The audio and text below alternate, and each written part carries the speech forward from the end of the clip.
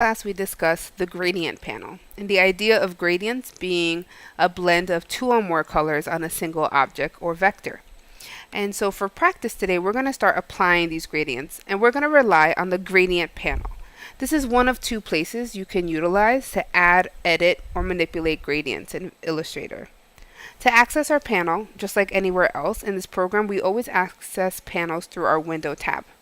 So let's go to Window and find Gradient.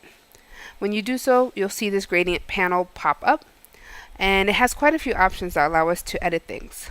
First option is this little square right up here. It basically shows you the default or the last used gradient in your document.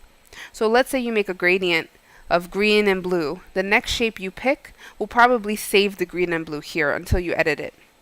There's also the type of gradients, and we discussed that there's linear gradients, radial gradients, and freeform gradients.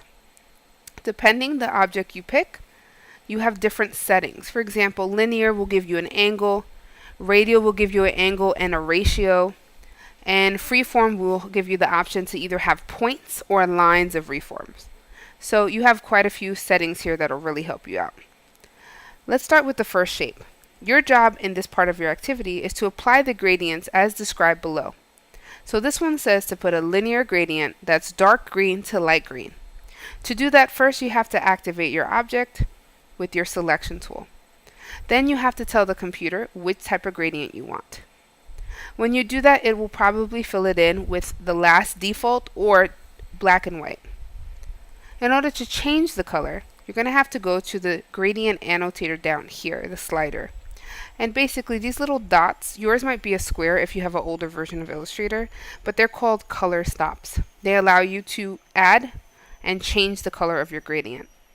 So if I want to change this first stop to dark green, I can simply double click on it and a dialog box will pop up with either an eyedropper tool to steal color, a swatches panel, or a regular color panel.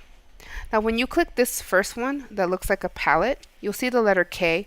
K stands for the color black.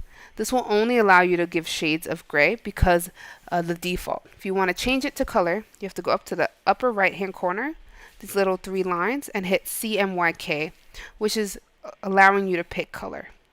Or you can simply stick with your swatches panel. That's totally fine. So I asked for dark green or light green, so let's find the darkest green available.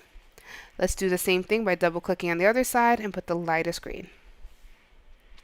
You can add gradients to a stroke, so be careful today when you're adding gradients that you don't accidentally put it on this back square, because technically I can add a gradient to a stroke as well.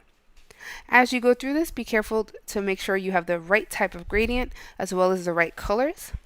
As you go through, the last one is a freeform one with at least 3 points with shades of blue. You can choose whatever shades of blue you like, but practice using the freeform. When you're done, pause and turn your camera 45 degrees.